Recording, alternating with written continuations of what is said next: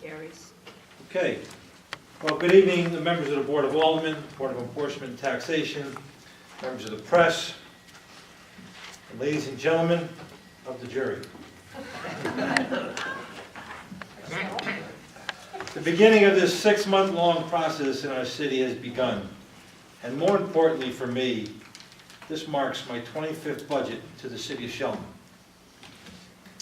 It's hard to imagine that a quarter of a century has passed since I first took office in November of 1991.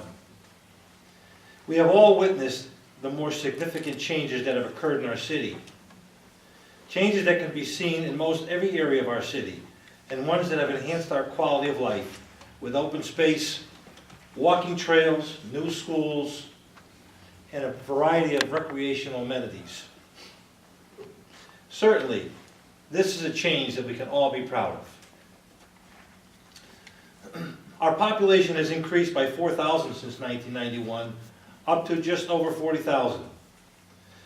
But even more importantly, the number of people that commute into work has risen from 6,000 in 1991 to almost 25,000 people on any given workday. Consistent with that number is the number of businesses that call Shelton home, and that has doubled to over 1,500, making Shelton one of Connecticut's employment hubs. We have worked and we have labored hard over downtown. Redevelopment, only to witness a rebirth of our waterfront. Once industrial, then dilapidation and blight, to where people live, work, and enjoy recreation. All of the things that I have mentioned have contributed to the prosperity we now enjoy and has stimulated growth in our grand list from less than $1 billion in 1991 to just under $5 billion today. This year marks the 25th consecutive year of grand list growth, up 0.75% from last year. The diverse growth in our economy has also allowed Shelton to maintain a low and stable mill rate. In fact, in 25 years, we have either maintained the same rate or lowered the mill rate 17 of 25 times, 25 years. This has allowed residents and businesses alike to enjoy tax stability. Predictability is also a major factor for business recruitment and retention. Businesses have certainly benefited from one year to the next, as Shelton is constant and predictable. We are, however, affected by the conditions outside of our control. While this is the third economic recession in the last 25 years, Shelton has endured. We were the last to feel its effects and the first to grow. But I would caution that the state of Connecticut has not followed suit. We as a state lag poorly behind the rest of the country and continue to be business unfriendly. The exodus of business out of our state has come home to roost. We are keenly aware that people and businesses continue to leave Connecticut. In fact, since 1991, 44 Fortune 500 companies have left Connecticut, taking their jobs and their financial resources elsewhere. The first in 1991 being UPS from Greenwich because of the income tax. And most recent, and I don't have to tell you about GE.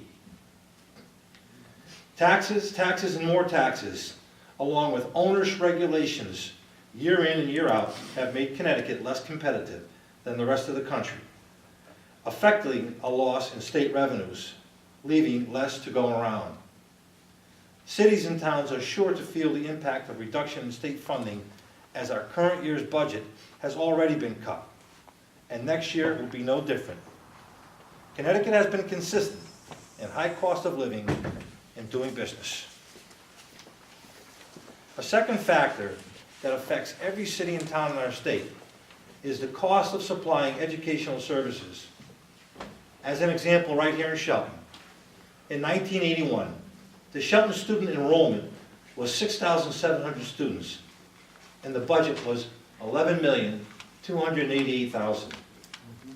Today, in 2016, student enrollment has dropped to 4,900. And yet our budget has ballooned to just under $72 million. This is not a trend that is sustainable for both city and state.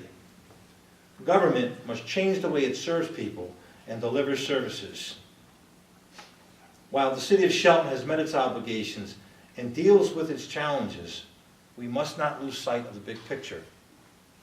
Creating a balanced approach to spending has been a hallmark to our success in our budget-making process. The budget I am submitting for fiscal year 2016 and 17 is based on revenues and expenditures of $122,355,476. This will result in a mill rate of 22.31 mils, resulting in no change to our tax rate. This will be the 8th year in a row that our residents will not see a tax increase. Connecticut is a state with an abundance of natural beauty and resources, and it is being squandered. Holding the line on taxes will allow everyone to remain here and enjoy a world-class life. So with that, I conclude, and I encourage you to do your due diligence, as we have year in, year out.